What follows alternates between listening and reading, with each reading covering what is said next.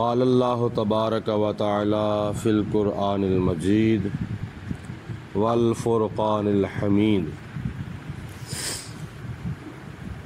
سورۃ اعراف کی آیت نمبر 80 میں اللہ تعالیٰ نے حضرت لوط علیہ السلام کی تشریف آوری کا ذکر خیر فرمایا ہے، اور اس آیت مبارکہ کے بعد چند آیات بینات میں حضرت سیدنا لوط علیہ السلام کی بدکار قوم کی بدکاریوں کا انجام بیان فرمایا ہے۔ ولوطن، اور اللہ تعالیٰ کی ذات بابرکات نے حضرت سیدنا لوط علیہ السلام کو مبعوث فرمایا۔ آپ ملک شام کے گرد و نواح میں ایک شہر ہے سدوم، اس کی طرف اللہ تعالیٰ کے پیارے نبی بن کر تشریف لائے تھے، اور یہ رشتے میں حضرت ابراہیم علیہ السلام کے بھتیجے لگتے ہیں۔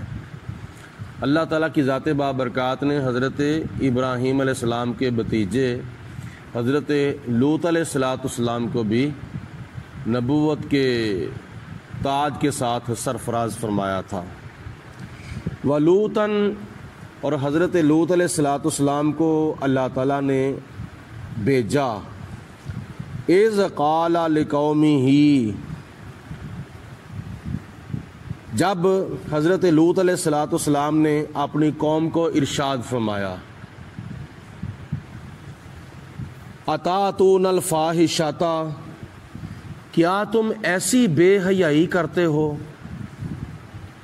ما سبقکم بہا من احد من العالمین، کہ جو بے حیائی پوری دنیا میں سے تم سے پہلے کسی نے بھی نہیں کی، اور وہ بے حیائی ایسی تھی کہ جو خلاف فطرت کام تھا۔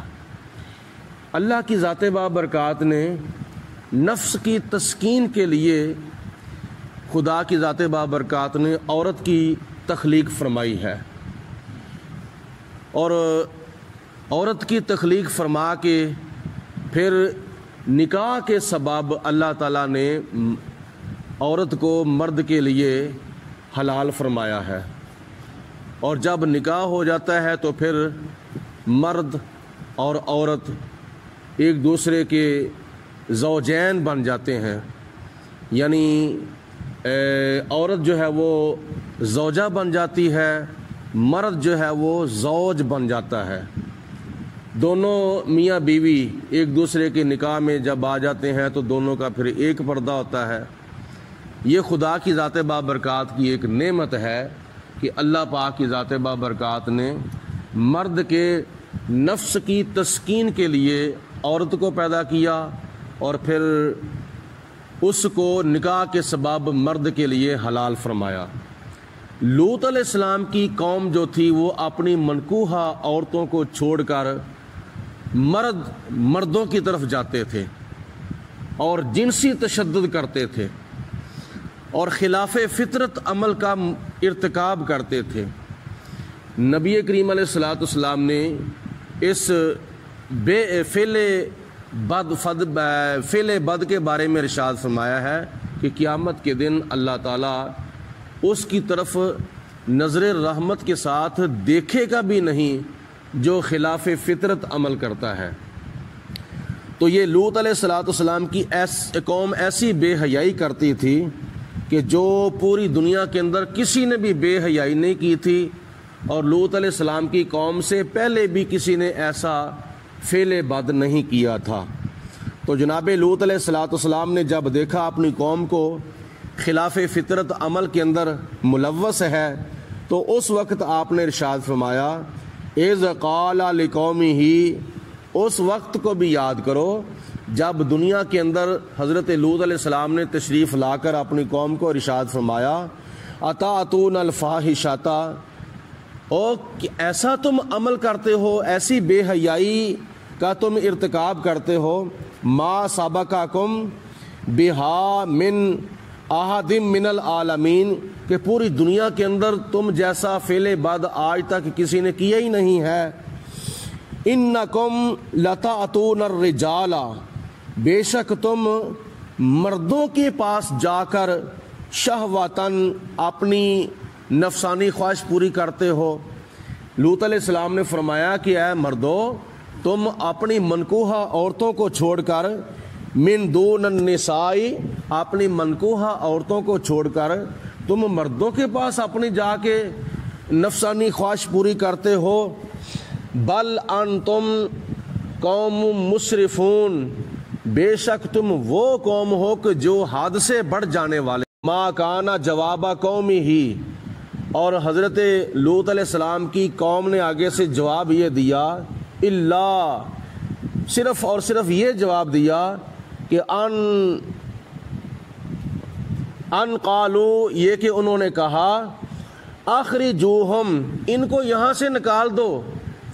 بجائے لوط علیہ السلام کی بات ماننے کے آگے سے انہوں نے مخالفت شروع کر دی، اور یہاں تک کہہ دیا کہ قالو اخرجوہم من قریتکم، ان کو اپنے شہر سے نکال دو، ان کو شہر بدر کر دو۔ یعنی لوط علیہ السلام کی قوم کے مردوں نے، جو کہ مردوں سے اپنی نفسانی خواہش پوری کرتے تھے، تو لوط علیہ السلام نے ان کو اس عمل سے روکا، تو بجائے ماننے کے تو انہوں نے الٹا مخالفت کی اور کہا ایک دوسرے کو کہ اس کو یہاں سے نکال دو۔ انہم اناس یتطہرون، بے شک وہ بڑے اپنے آپ کو پارسا سمجھتے ہیں، اپنے آپ کو بڑے پاک باز سمجھتے ہیں۔ تنزیہ طور پر انہوں نے آگے سے لوط علیہ السلام کو کہا کہ یہ اپنے آپ کو بڑی کیا نام ہے پاکیزگی کا اہتمام کرنے والے سمجھتے ہیں کہ ہم بڑے پاک صاف ہیں، ہم بڑے پارسا ہیں۔ یہ تھا ان کا جواب۔ پھر اللہ کی ذات بابرکات نے حضرت لوط علیہ السلام کی قوم کے اوپر عذاب بھیجا۔ فَأَنْجَيْنَاهُ، پھر اللہ تعالیٰ فرماتا ہے کہ ہم نے حضرت لوط علیہ السلام کو نجات عطا فرمائی، بچا لیا۔ وَأَهْلَهُ، اور اس کے گھر والوں کو بھی بچا لیا۔ إِلَّا امْرَأَتَهُ، سوائے آپ کی بیوی کے۔ حضرت لوط علیہ السلام کی بیوی کو اللہ تعالیٰ نے نہیں بچایا تھا۔ لوط علیہ السلام کو بچا لیا، باقی گھر والوں کو بچا لیا، لیکن لوط علیہ السلام کی بیوی کو نہیں بچایا تھا۔ وہ حضرت لوط علیہ السلام کی بیوی تھی، لیکن آپ کا کلمہ نہیں پڑھتی تھی، مسلمان نہیں تھی، اور کیا نام ہے نفسانی خواہش پوری کرنے والے مردوں کے ساتھ جا کے مخبری کرتی تھی، ان کو پوری اطلاع کرتی تھی۔ اس لیے خدا کی ذات بابرکات نے حضرت لوط علیہ السلام کی بیوی کو مسلمان ہونے کی توفیق ہی نہیں دی۔ لوط علیہ السلام کو بچا لیا، آپ کے گھر والوں کو بچا لیا، اور آپ کی بیوی کے سوا کانت من الغابرین، وہ عذاب کے اندر باقی رہنے والوں میں سے ہو گئی۔ وَأَمْطَرْنَا عَلَيْهِمْ، اور پھر ہم نے بارش کر دی ان کے اوپر، ماترن، پتھروں کی۔ اللہ تعالیٰ کی ذات نے لوط علیہ السلام کی قوم کو یہ عذاب دیا کہ آسمان سے خدا کی ذات نے لوط علیہ السلام کی قوم کے اوپر پتھروں کی بارش نازل کر دی۔ یہ تھا خدا کا عذاب۔ اب آسمان سے بارش آنے کی بجائے یا ہوا آنے کی بجائے پتھروں کی بارش شروع ہو جائے، اور پتھروں سے مراد یعنی چھوٹے چھوٹے سنگریزے جو تھے، وہ روڑے، ان کی بارش ان لوگوں کے اوپر ہوئی۔ یہ عذاب اللہ کی ذات بابرکات نے لوط علیہ السلام کی قوم کے اوپر بھیجا۔